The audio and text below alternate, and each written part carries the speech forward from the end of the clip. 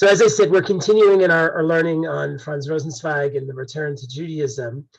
We've been focusing on how Rosenzweig conceives of Torah, and he certainly has a unique understanding about the nature of Torah. Torah is revelation on a variety of levels. But today we're going to explore the Torah as a revelatory experience from the perspective of aesthetics. One of the very interesting things about the Star of Redemption is that it contains, it's not just a book of philosophy in the abstract sense. Classically, philosophy, systematic philosophy, as it derives from German idealism, placed a great emphasis on aesthetics. Right? Aesthetics is basically artistic experience. That art is itself a philosophical object of study, and that different forms of art have the ability to convey different kinds of truths. So the Star of Redemption contains a whole philosophical analysis of art as it relates to many of the philosophical and theological issues that Rosenzweig explores in the book. And what's fascinating is what we're going to look at today is that the aesthetic form that Rosenzweig associates with revelation is music. And we're going to unpack a bit, why is that? What is it about music that has anything to do with revelation? Right? We don't typically imagine that when God speaks, God sings. So we'll have to understand what this idea of revelation and song might be.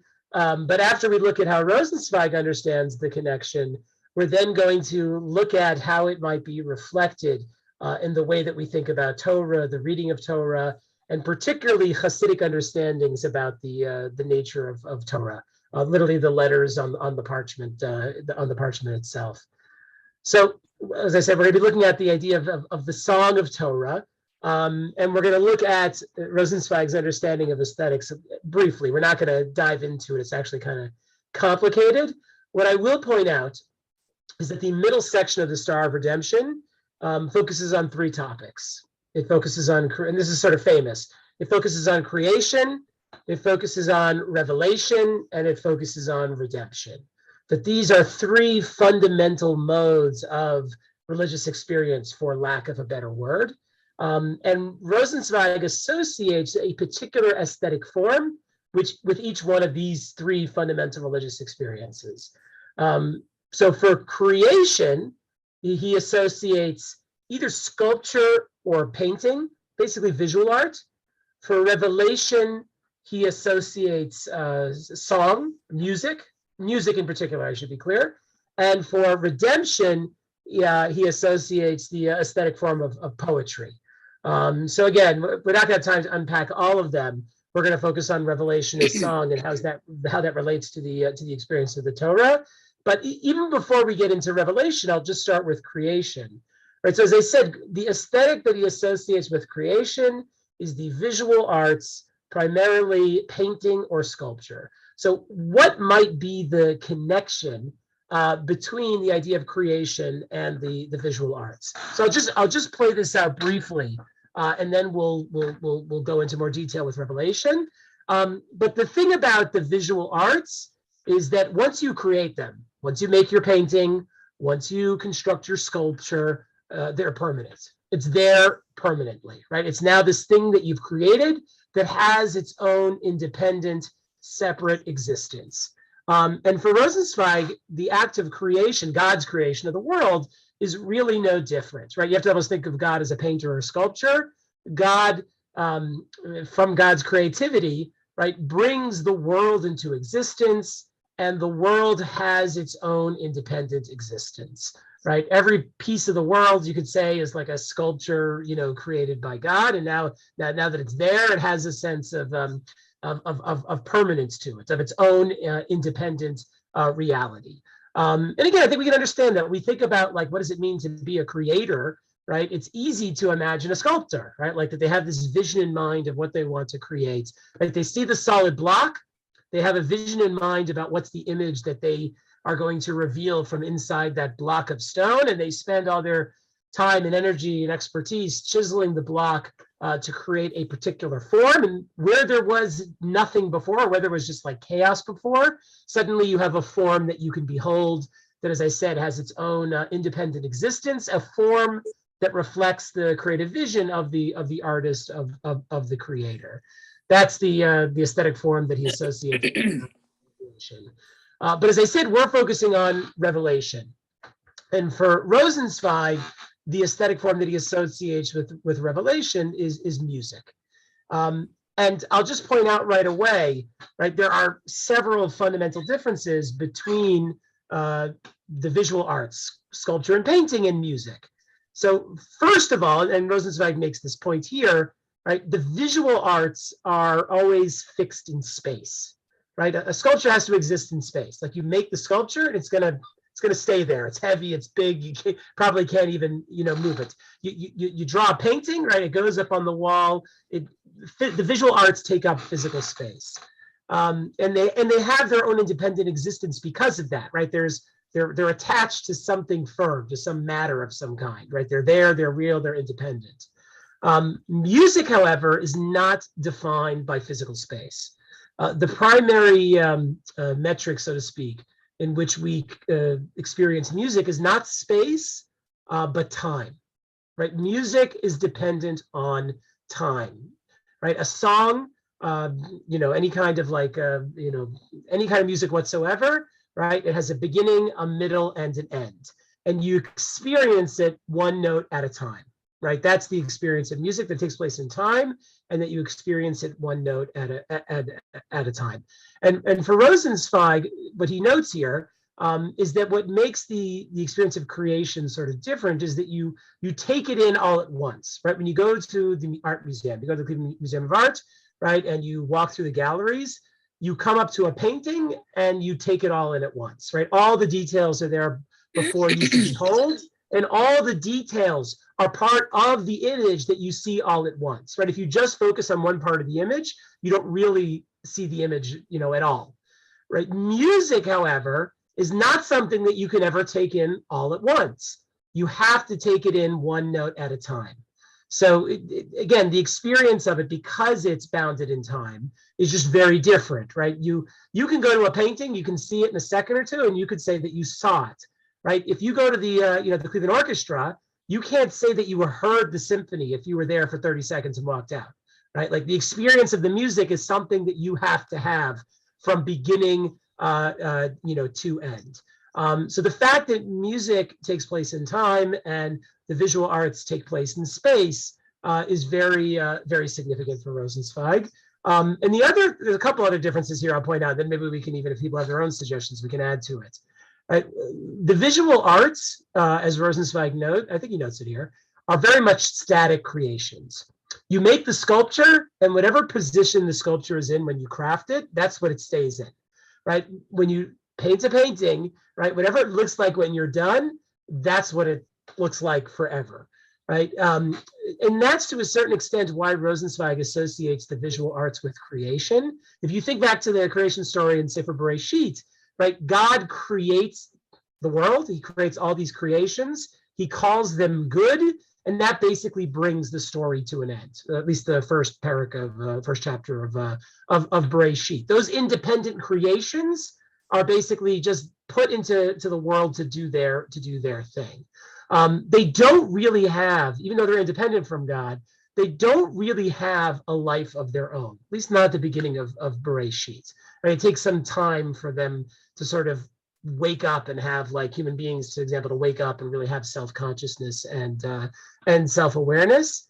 So whereas the visual arts, again, are very static, they don't move, they are what they are, right? What defines music is the fact that it's dynamic, right? That you have all these different notes that are constantly changing over the course of the song.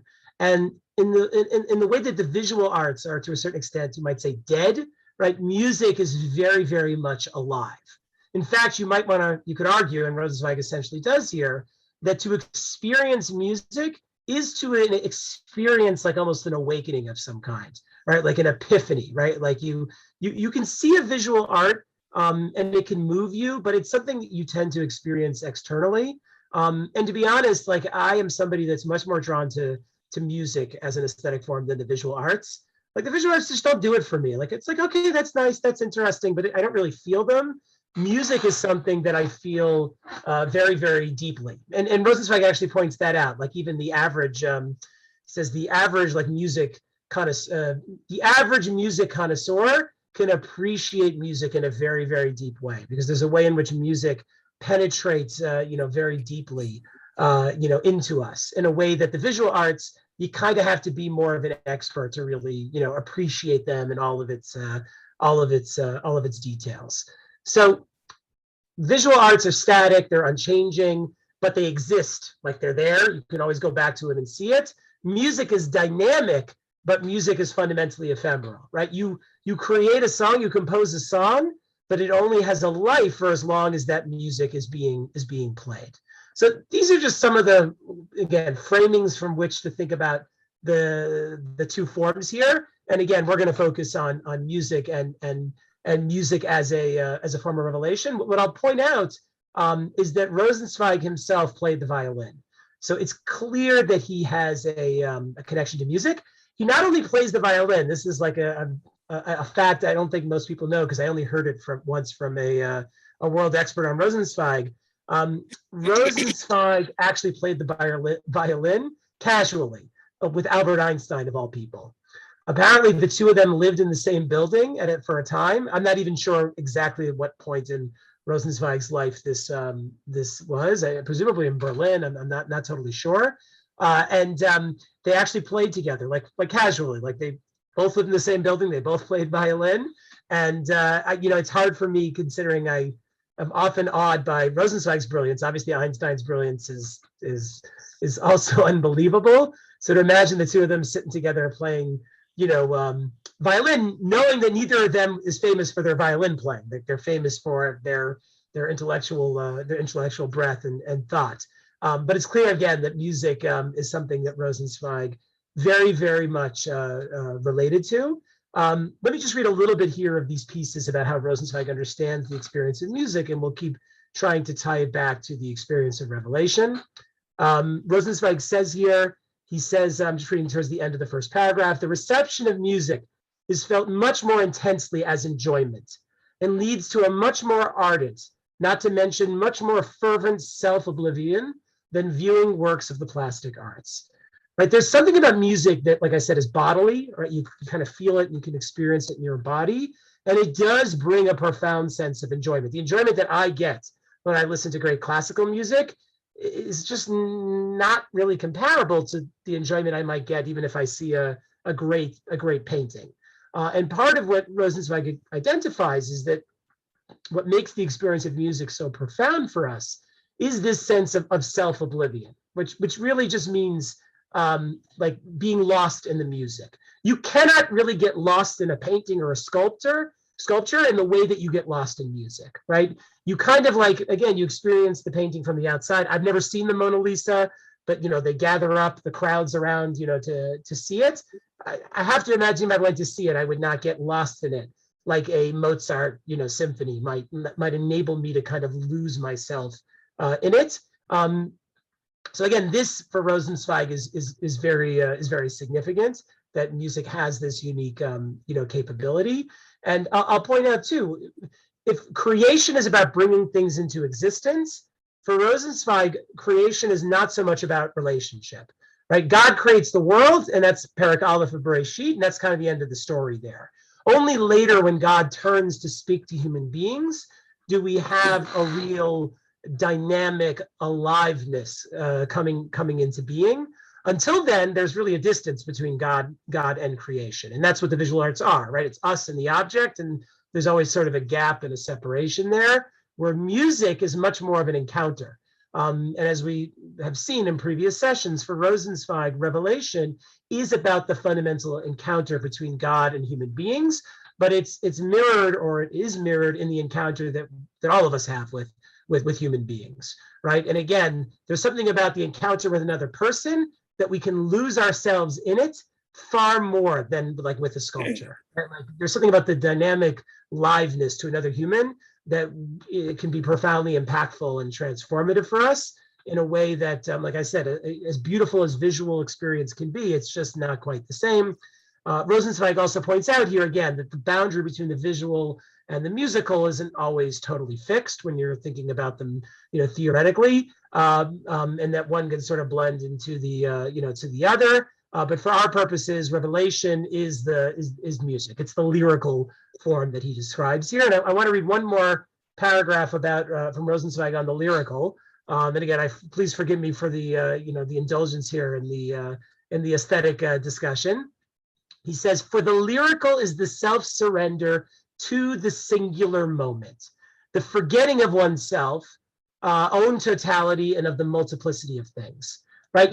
When you listen to music, you get lost in its fundamental uniqueness. That's what singularity means, right? The music creates this singular moment in which you get lost in it, and in getting lost in it, you forget everything else around you, right? The multiplicity of things means basically the world, everything else going on around you. And Rosenzweig doesn't say it here, but love is also the paradigm for revelation. And Rosenzweig says that when you fall in love, right, it's just you and the other, right? The rest of the world kind of fades away. And that is similar to the experience of music, the way you just get totally lost in it. Everything else kind of disappears. He says the whole of the work must be able, just as on the one hand, it stands behind the profusion of details as common point of aesthetic relationship, yet also to forget, on the other hand, every detail. Right? In music, like, the challenge is that every detail matters, and yet the collection of those details is such that you almost lose track of all the individual details. I mean, and this is true. If you go to hear classical music, if you go to hear the symphony, right? I don't even know how many instruments there are in the orchestra, right? You get lost in the collective unison of all those instruments doing their small part to create the greater whole. You might be able to identify each instrument if you're an expert, but ultimately it's the way those instruments come together that is of importance. And he says, in this detail must be such that all others can be forgotten in it. The aesthetic individualization of the singular, this singular beauty, springs from that self-surrender of the whole, through which the detail concerned at any given time itself becomes an entire whole, right? That every moment of the song is singular and unique, and yet all those moments collectively, when they're added together, create this singular experience of the whole of the whole song. He says, in this way, the whole depth of inspiration can open in it. Precisely, this is the lyrical beauty of the moment that becomes possible in the whole of the work of art, only due to the fact that this whole is wholly immersed in the singular moment until it gets completely independent of the rhythmical. I know this is a little bit complicated, but what Rosenzweig is trying to say, every singular moment of the music builds to create this fundamentally unique whole, right? And music is interesting because there's always a high point in music, right? There's always that part of the song that it gets to that's like our favorite part, but ultimately that singular moment, it wouldn't be what it is without the entire whole, right? You can't just listen to your 10 favorite seconds of your favorite song over on a loop, right? It wouldn't make any sense. It wouldn't actually resonate at all, right? It's the dynamic between the part and the whole that creates this unique singular experience in which one loses oneself in this moment in which the whole world fades away as you experience something that's just fundamentally unique.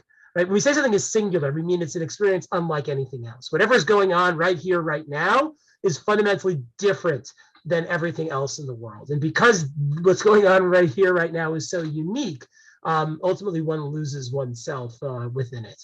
So, as I said, I wanted to show you a short video. There is a wonderful scene from the movie Shawshank Redemption, which captures many of the aesthetic dynamics that Rosenzweig is talking about here, about the revelatory power of music. So I don't know if you have seen the movie. It's a classic.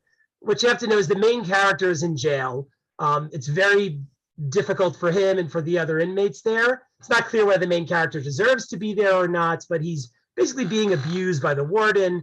And what he does is he sets it up where he has access to the loudspeaker for the whole jail, and he decides he's going to basically play a piece of Mozart. And it's an act of rebellion ultimately, because the warden doesn't obviously want him to do that. But what's fascinating is specifically how the other inmates respond to hearing this Mozart. So let me just put it up real quick.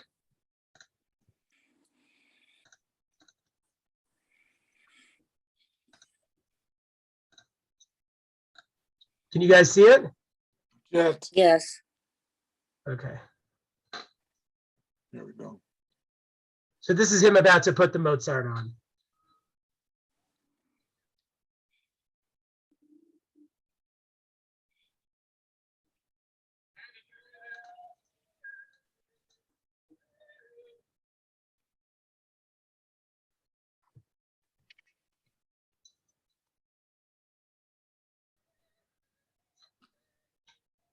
He's locking the door so they won't be able to get in and stop him.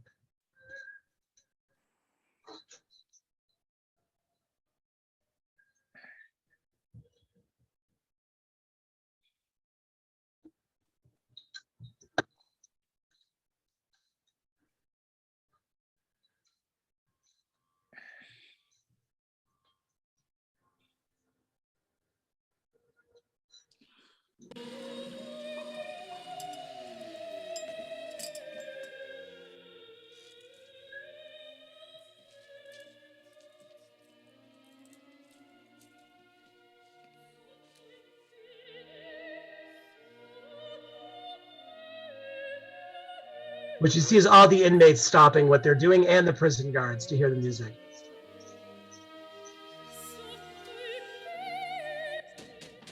Franz?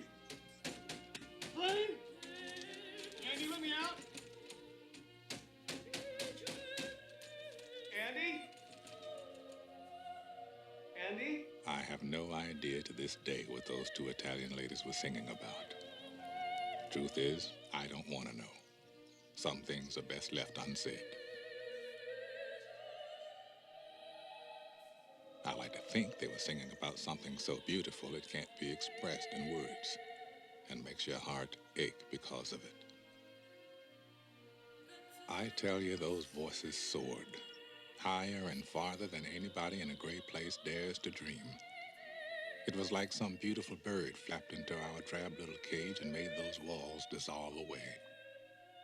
And for the briefest of moments, every last man at Shawshank felt free. It pissed the warden off something awful.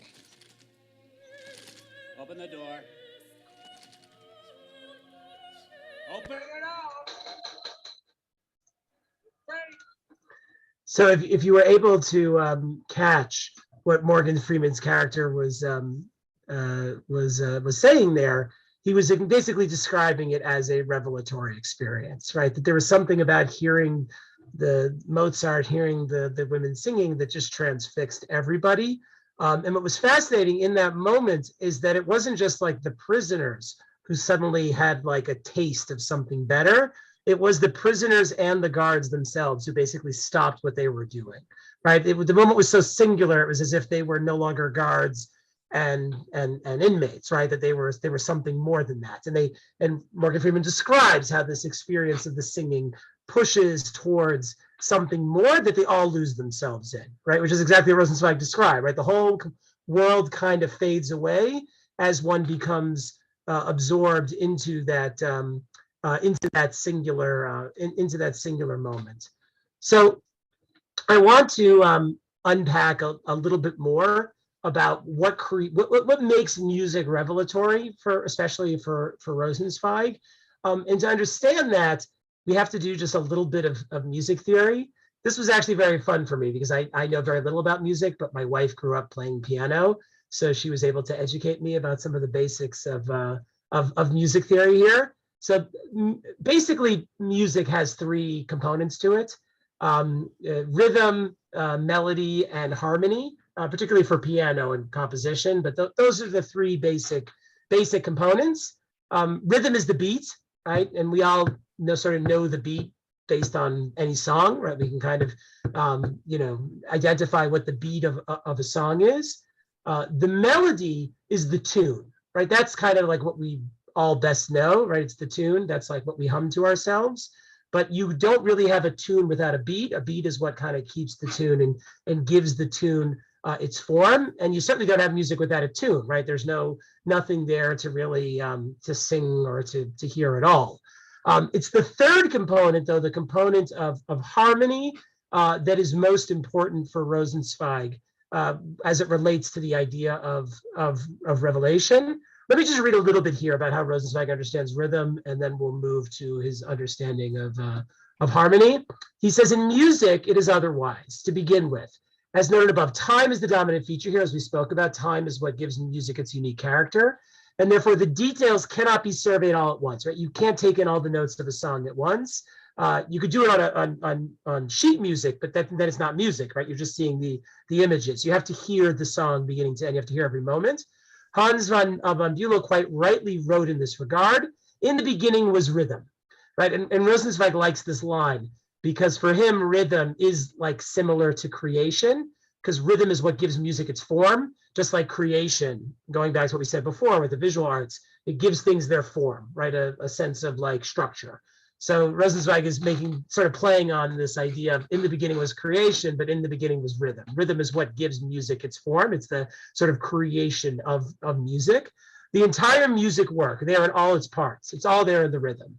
By the way, people who aren't musical don't realize how important rhythm is. I'm not a great music person, and I lack rhythm, but rhythm is essential for music. Like you don't have music without it, because it's what's holds everything together. But still, with the beat, he says the entire musical work, there in all its parts, but still mute music, right? Because when you can bang the beat out, but there's no actual melody, is in the rhythm. And to begin with, quite simply, is the kind of measure valid for the whole.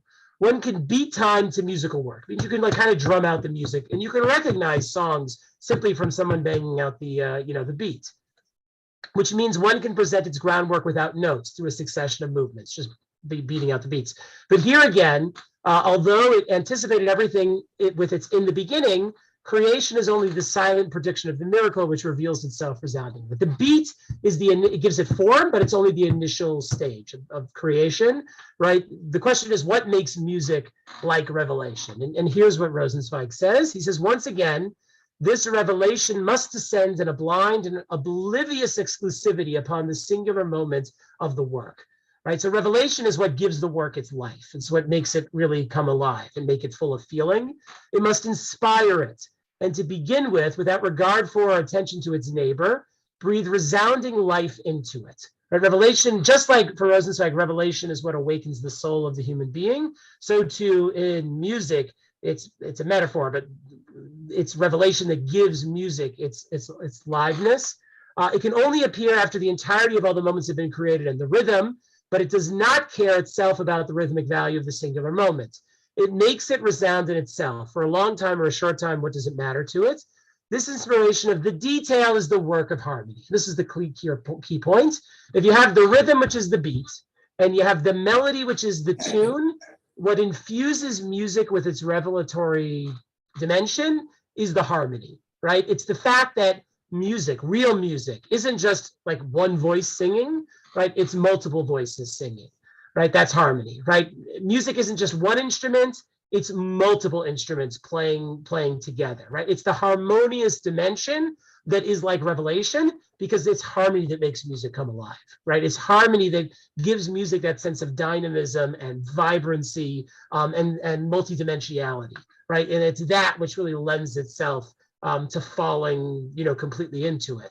And one of the things that we saw in the video, there was actually two women singing the song, and I was watching, different clips of this from the movie and just in general, right? The difference between one person singing and multiple people singing the same thing is like a very, very different experience. Even the most beautiful singer in the world, when they're a soloist, does not have the same effect as when there's multiple voices singing together, because the multiple voices add depth and nuance and contradiction that just makes music come alive. Rosenzweig says the harmony gives to the single moment that first only shapes a mute member of the whole sound and life together. That's what harmony does for music. That's why it's revelation. It makes it come alive. It makes it first off resounding and inspires it, and it gives it atmosphere, both united, exactly as revelation confers on the mute self language and soul united, right? When God speaks to us in revelation, God speaks to the human being. That is what awakens the soul within the human being and enables that person to turn to God, right? And that's what revelation does. It wakes you up. And again, the parallel here is love, right? When you fall in love, you feel that there is something inside of you that is awakening, right? That is like being spoken to by the other in a way that just like draws you to them. And what I said before, right? Revelation is about singularity. It's about fundamental uniqueness. That's what love does, right? Love draws out the parts of us that make us totally unique, totally different from other people, right? That's why when we say love makes us crazy, because part of the way that we are singular is through our own unique form of craziness, which love, as I said, sort of draws out of us. And so too, when we fall in love with the singularity of the other. When you fall in love with somebody, what that means is they are unlike everybody else in the world, right? They are unique, right? They are special, right? If they weren't, it would mean you really hadn't fallen in love with them. It would mean they were replaceable. It would mean that you could find somebody else who you could love. But love is always tied to the singular, right? I love this person and nobody else, right? Because that's what love does. It ties us into the particularity, uniqueness, the singularity of the other, and love awakens those dimensions within ourselves as well. And that's what harmony does to music. You can hear a song, you can hear just the beat, you can hear the beat and the tune, but then something happens that's totally transformative that awakens the music when the harmony kicks in. He says, the singular moments of the musical work is harmoniously inspired with all the profundity of its own atmosphere that seems to render it as a moment and for the moment completely independent of the rhythmic whole. Right? There's something about what the harmony brings to it, that it what it creates is greater than the sum of the parts. Right? Whatever the rhythm and the music were separately or together, when the harmony is added, those three parts together create something that is beyond those original three pieces. And for our purposes, I'll just point out that Rosenzweig identifies a harmonious dimension to the book within the Torah that he sees as most embodying revelation. Again, revelation as a metaphor. I mean, all of the Torah is revelatory, or at least potentially revelatory for Rosenzweig, but Shir HaShirim, Song of Songs, is special. We talked about this last time because Song of Songs represents the love dialogue, the love song between God and the Jewish people, which means it's like the essence of revelation. It's also a song. It's Shir HaShirim, the Song of Songs. And within the text of Shir HaShirim, Song of Songs, the harmony, Rosenzweig says, is created by the selves of each side. Right? So I'll just read it here real quick. Right. Basically, the dialogue is the Raya and the I'm going to forget the names, and the Dod and Raya in Hebrew.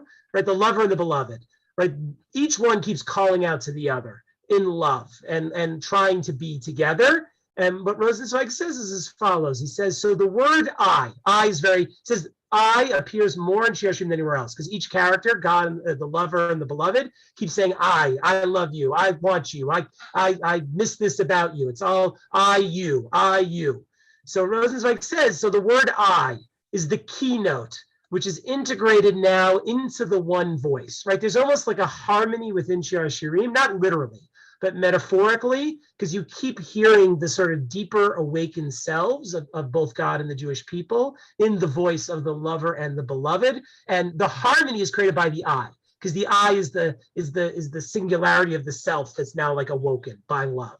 Remember I said before, love awakens deeper aspects of us, the pieces of us that are asleep in all of our other relationships, but somehow the one we love just causes them to erupt. So the I of the self is that second piece of the music that is creating harmony in Shir HaShirim. I'll just read the full sentence. He says, so the word I is now the keynote, which is integrated now in the one voice.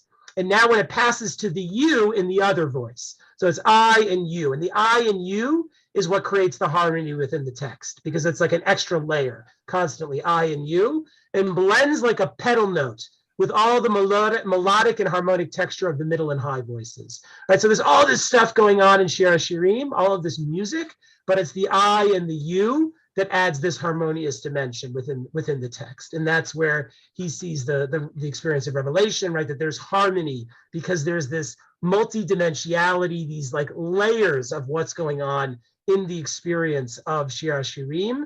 Right, there's the words, but then there's the I and the thou that's like underneath the words that adds this dimension of harmony. So that's all the theory, right, that I wanted to get at, especially with Rosenzweig. But I want to try to apply this to how we think about the Torah as a song more broadly. Because one of the more interesting things, Rosenzweig doesn't talk about these rabbinic texts, but it's a well-developed, relatively well-developed rabbinic idea that Torah is a shirah, that Torah is a song. Rosenzweig himself notes that the way we read Torah is through song, right? We have ta'amim, right? We sing Torah. That's the way Torah is supposed to be read. It is supposed to be a song. But the challenge, I'll just point out, at least for following Rosenzweig's aesthetics, is that we do not harmonize the reading of Torah. Torah is not read by multiple people at once. That would create harmony, presumably, right? Torah is read by one person, right? So what's interesting is then, if that's the case, if Torah is read by just one person, how do we experience the harmony of Torah, the revelatory experience of Torah on our own? So I want to explore this idea. And again, it's a metaphor, but it gets at the ways in which there is a harmony to Torah, to the text of Torah, as we experience it. Even if it's not always a melodic harmony, right? There are still multiple layers within the experience of Torah, and those multiple layers basically create a harmony. So I want to give an example. It's very easy to imagine this with the oral Torah, Torah Sheba'al Peh, because as we know, the oral Torah, Torah Sheba'al Peh, is all about the multiplicity of interpretations, right? It's all about, we have a question, but we have all these different rabbinic answers.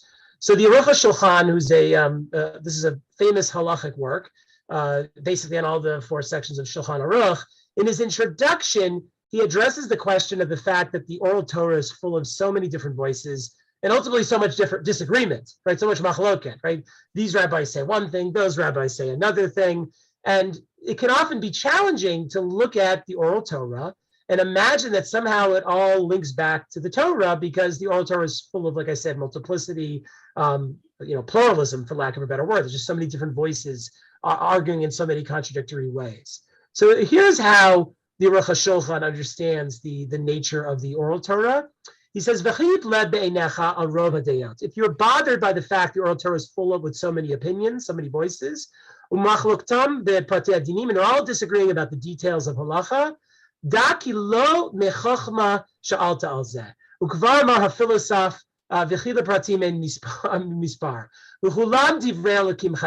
right? Basically, he's saying you don't really understand what's going on here if all you focus on is the dissonance, right? Because as it says in the Gemara by Chazal, all of these are the words of the living God. Kamosha Amru Chachmenu Zal in Chagiga Divrei Chachamim Kedivronot or Dabronot Ukimasmarot Nituim Balei Asufot Natnu Meroa Echad. Without getting into the metaphors the Gemara uses here, basically all these words of Torah can be seen as not being separate and contradictory, but all somehow being fundamentally unified. They're all given from one shepherd, but they all unify. They all come from God.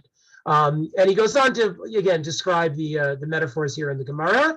But if you look at the last paragraph, he says v'chol machloket tanaim v'hamoraim v'hagaonim v'poskim be'emet lemevin devar la'ashuro divrei Elokim chayim hema. When you look at the history of halacha, when you look at the Gemara, when you look at the Gaonim, when you look at all the halachic authorities over the centuries, even though it looks like they disagree, all of these are the words of the living God.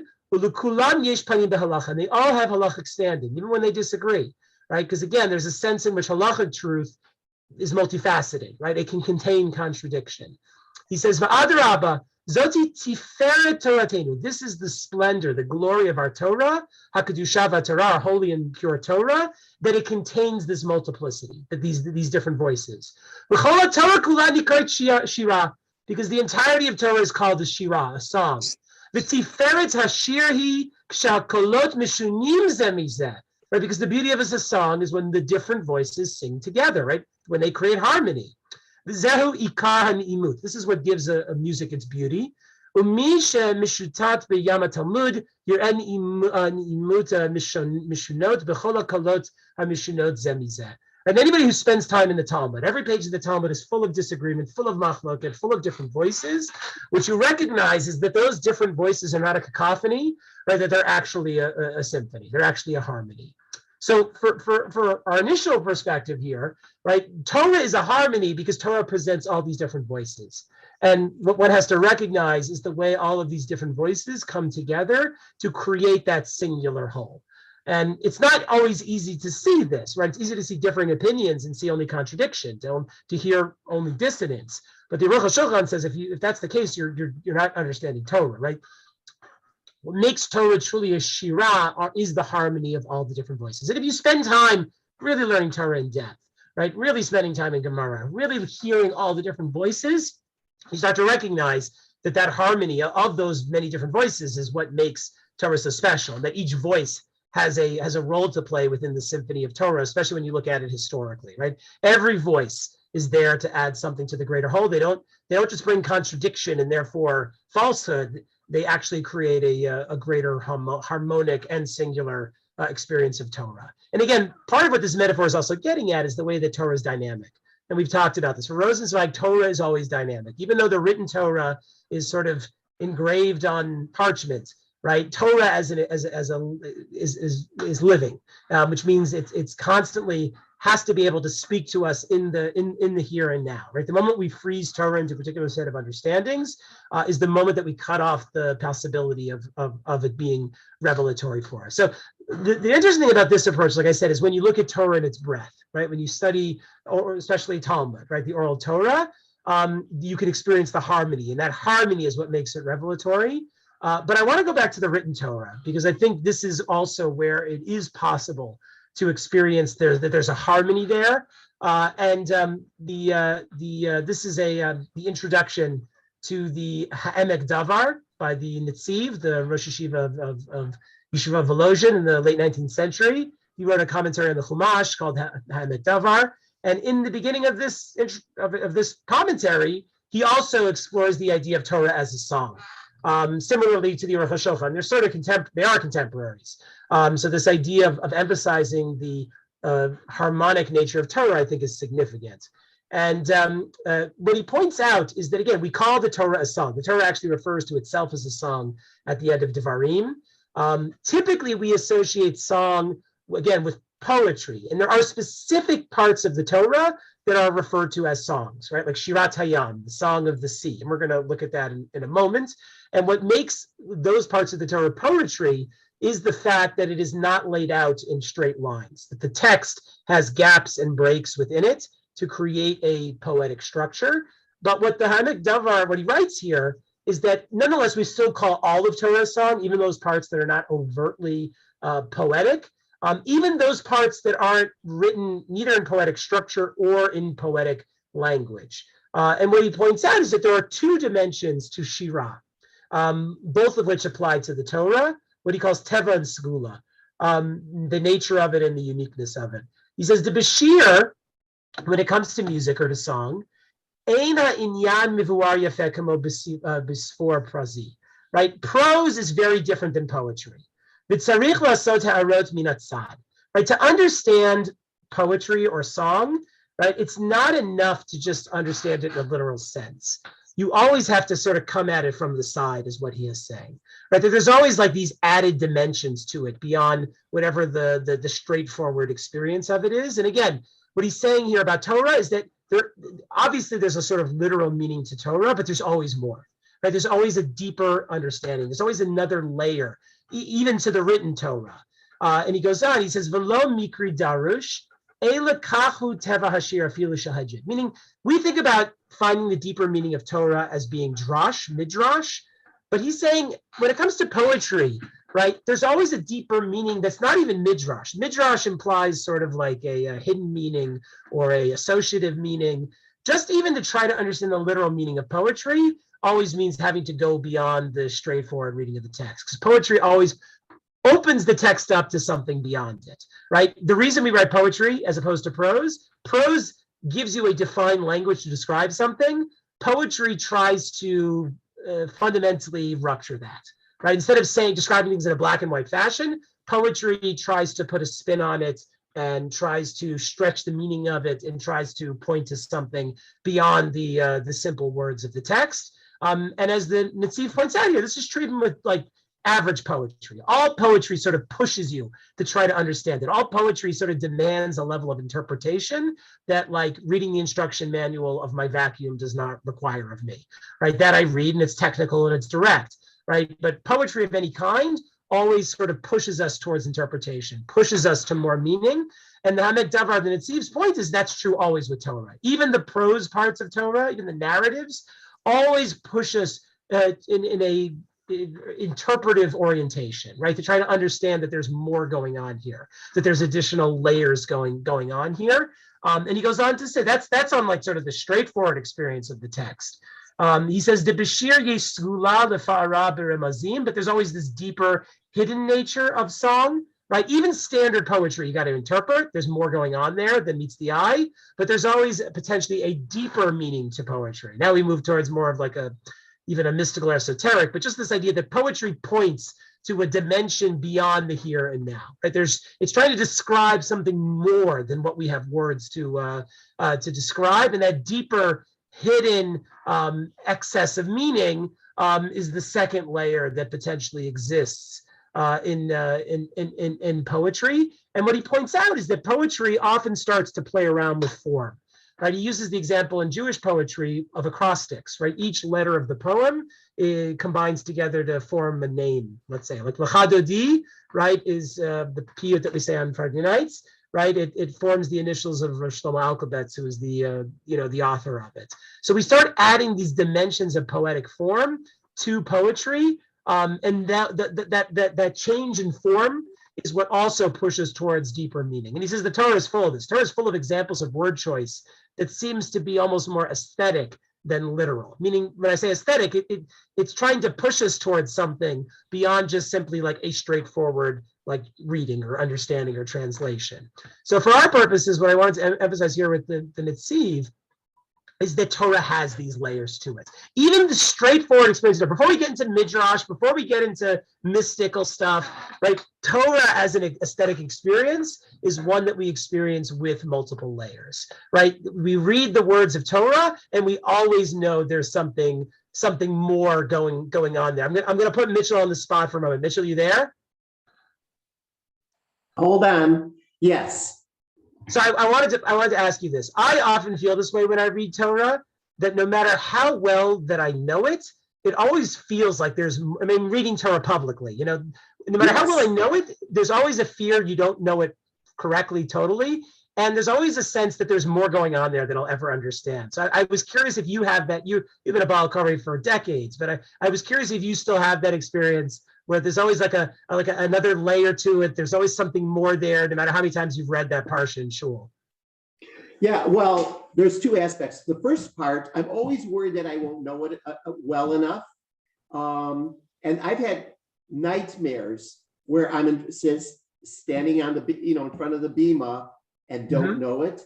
The second part, I'm not sure, but as far as noticing things in form, in fact, starting 20 years ago, I started writing them down so I wouldn't forget. Right, I forgot. Right, you were particularly sensitive to those details of form and this, but probably there's so many things you probably realized when it was like the 15th time you've done it, right? Like there's always some like extra dimension, extra thing there, and you're not a mystic. You're just noticing the little details, which is exactly what he's talking about here, and what Rosenzweig is pointing to. It's the little details that fundamentally add up to this singular experience. And what Mitchell's also pointing out as well, what makes Torah such a unique aesthetic experience when you read it is that it doesn't have vocalization and it doesn't have punctuation, right? That makes it such an unusual text for us.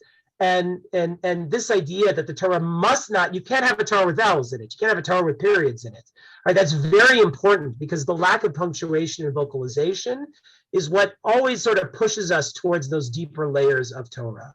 Right? That there's more going on there. That I don't have mastery over it. That there's like a deeper sense that there are, like I said, layers and multi-dimensionality to Torah.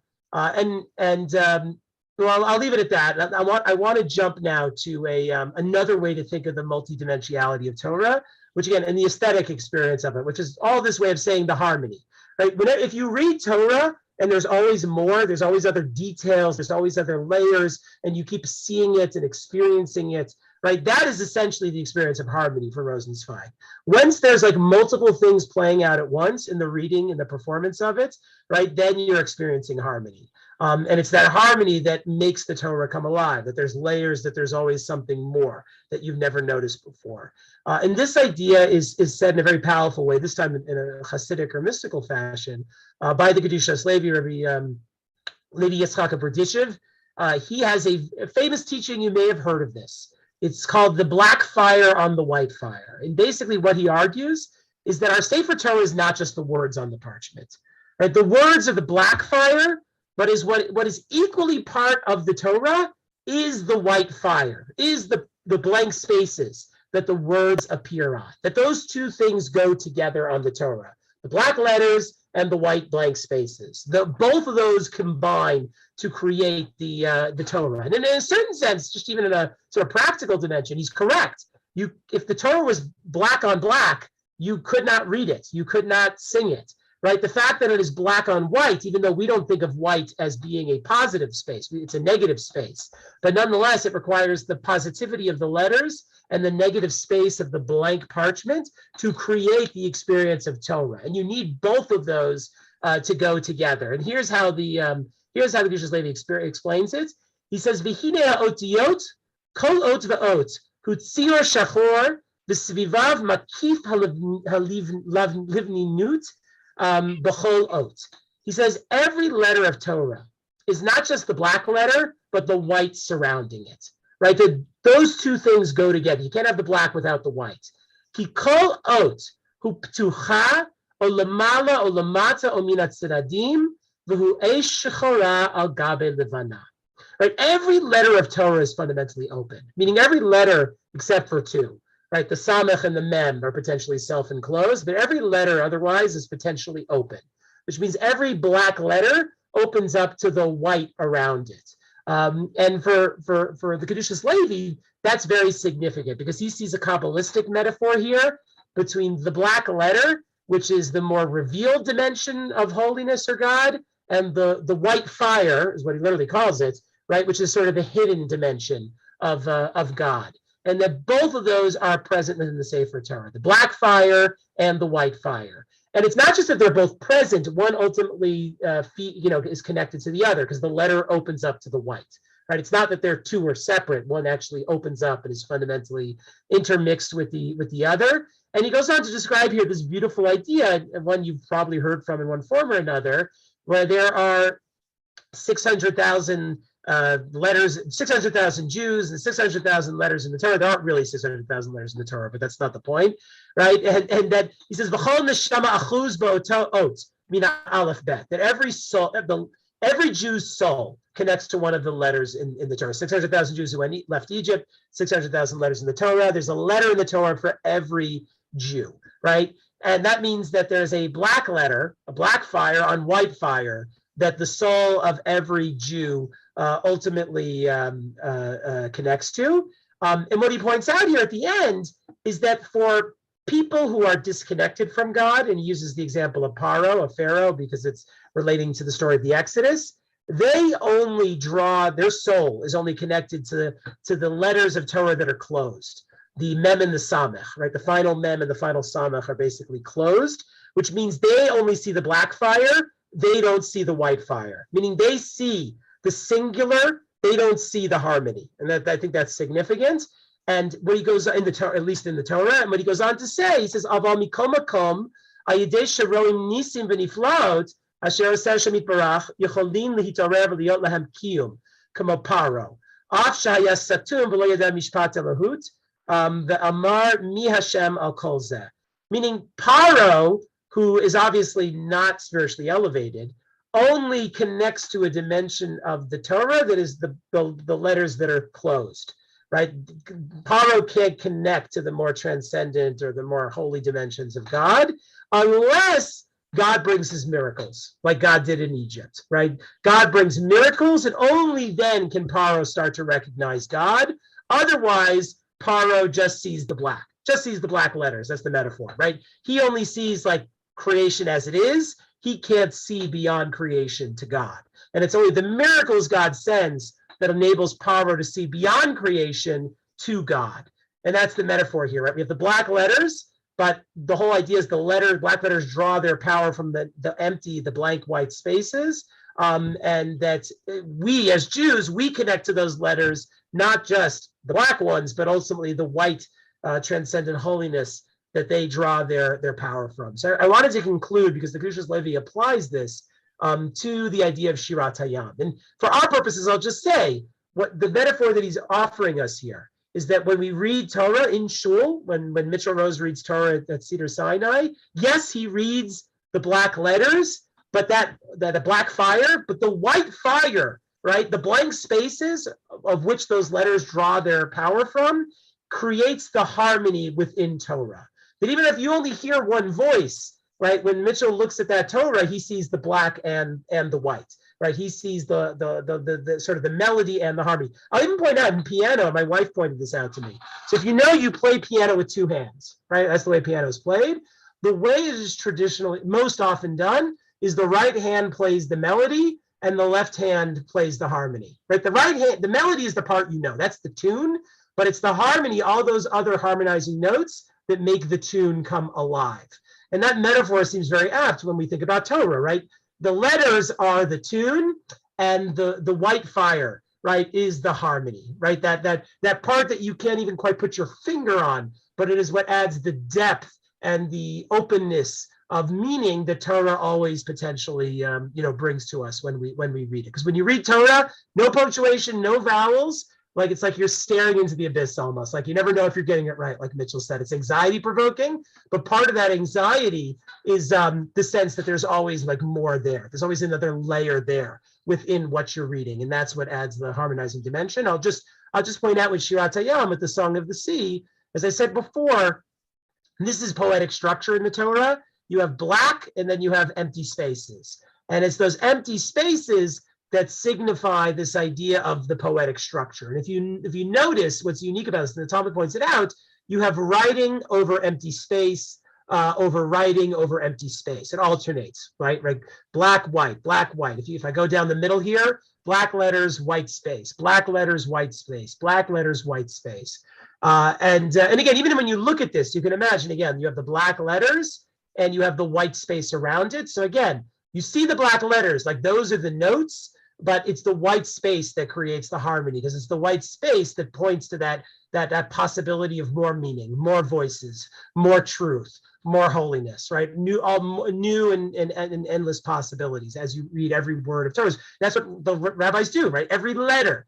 Rabbi Akiva is famous, right? The crowns on the letters. Rabbi Akiva finds meaning in those little tails, those little crowns on each letter, right? That's the openness to meaning that exists there. That's the harmony of meaning that exists there. So for our purposes, what the Kedushas Levi adds about Shirat Hayam, which I think is very interesting, is that there are experiences in which perhaps the harmony becomes so present that the revelation is felt even that much more strongly. So he's trying to understand, remember he said before, it's black fire, black letters on white blank spaces, on white fire. So what does that mean with Shirat Hayam, where the white spaces, the white fire, in a certain sense becomes visible because it becomes part of the line, right, that you're actually like looking at and reading, not just the spaces between the letters. So he says here, this is Kedushas Levi again, he says, Ach b'kriyat Yam Suf, when it came to the splitting of the Red Sea, this was such a profound miracle, unlike any other. Ki nitgaleh, or v'chiyut Hashem, shehu ma'aleh ma'aleh haseder hashtalshalut. Right, the revelation of God at Yam Suf, at the Red Sea, was unlike any other revelation of God in the Torah, is what it says there, that even the maidservant, who experienced God's revelation at Har Sinai, at Yam Suf, at the Red Sea, did so at a greater level than the later prophets of Yechezkel and others. Right, there are these lights of holiness that surround creation, and just like there is the white that surrounds the black letters, you usually can't see the transcendent lights of holiness. And even with the white around the letters, you see it, but you don't acknowledge it. It just looks like it's just parchment. However, there are moments where the white, right, that deeper layer of meaning actually just like comes out and you can actually see it. And he says here, "V'lachein shira nichtavot areach al gabi levena v'leven al gabi yareach." Right, we have this alternating structure of the black letters over the white spaces in Shirat Hayam. Ki haya bechinat hitklalut meishnehem yachad. Right, because the Song of the Sea combines the white fire and the black letters explicitly. Remember, the white fire is now no longer hidden. It actually makes its presence known in an explicit way. Dayinu shenimshach bechinat lavnonit shehu otiyot hanel lamim. Right, the hidden dimension of the letters now actually makes itself appear. The hitgalut bitgalya bebechinat otiyot niglim. Right, the hidden dimension of the letters, the white fire, actually makes itself appear as if it's like the black fire, because it actually gets its own place in the lines of the Torah. Right, the blank spaces basically appear, like hayinu otiyotena lamira makifim beotiyot Torah nigalim v'zehu Torah chadasha meitai daika. Right, that there's a revelatory moment in which there's like a new Torah that emerges when that white fire actually makes itself appear in the Torah itself. So just to sort of tie it together, right? Rosenzweig says that the aesthetic experience of revelation is music, and what gives music its revelatory dimension is the harmony. Right, that's what makes music come alive. That's what makes it singular. Right, the harmony of music that one can sort of be absorbed into is for Rosenzweig like the experience of love. Just like love makes everything else fall away and we just absorbed in the one that we love, so too that is what the experience of music does for us. And my argument is that Torah is very much a song with harmony in the same way. It's easy to see it when you look at the full breadth of Torah and all those different opinions and all those different voices, and you can see how they create a harmony. And in fact, for Rosenzweig, that's the model of communal prayer. A communal prayer brings together all the different voices of the community in a potentially harmonious fashion. But I want to argue, too, that in the actual reading of Torah, the public reading of Torah, Kriyat Torah on Shabbat morning, there is a harmonious, we see and kind of sort of experience a harmonious dimension as well when we look into the Sefer Torah and we read it. And that is either because it is like poetry in the sense that it always points towards additional meaning. So even as we read it, we experience the multiple layers within it. Or the approach of the Kedushat Levi, that there is these multiple layers, even within the written Torah. You have the black fire of the letters surrounded by the negative space, the white fire of the parchment. You couldn't have the black letters without the white, which means the white is a essential dimension of the black. In fact, as he says, it's where the white is what the black draws its holiness from. We normally can't see those additional harmonious layers of Torah because we look at texts and we just see them as they are, right? We open up the translation of the Chumash and Shul, and it's already presented to us as if, okay, here's the meaning, guys. Here's exactly what's going on here. But what the Kedushas Levi is pointing out is that there's always this deeper dimension to Torah, always. And there are moments, revelatory moments, where we can hear those harmonious voices that much stronger. Most of the time we look at Torah and it's like just black. We just read the words and it's like prose and it doesn't sound overly special to us. But in those moments in which we can experience something more, or those moments that we might call revelatory, right? Those additional dimensions, those additional voices of the written Torah themselves actually become clear, right? That the white fire becomes visible. And you no longer have to just see the Torah in its one dimensionality. You actually start seeing the multiplicity that exists within the Torah itself. And that's what revelation is, when you just are so caught up in the singular nature of that which you love, and you recognize that there is so much more contained within it. And that is what Torah, or the experience of Torah, of reading Torah, even in shul, can potentially provide us.